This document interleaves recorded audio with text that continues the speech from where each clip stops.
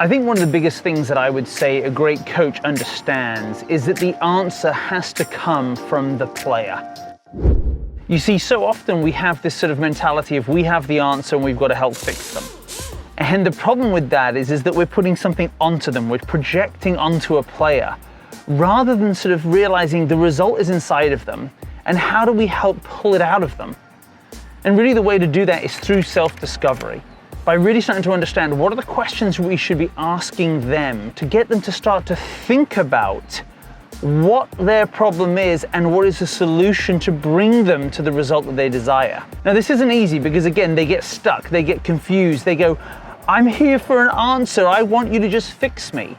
But the fact is, if you're patient and you start to ask them questions like, well, if you did know the answer, it'll really help them to unlock what their struggles are.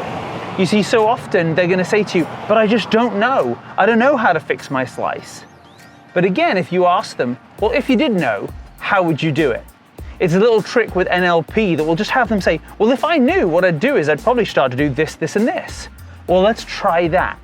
You see, the fact is, the more you can allow them to discover what their problem is and how they can fix it themselves, the longer lasting change they'll have and the more successful you'll be as a coach. It's just gonna take some practice, it's gonna take some patience, and the suggestion that I can have for you this week is just to start to write down on paper that whole focus of, if you did know the answer, what would you do?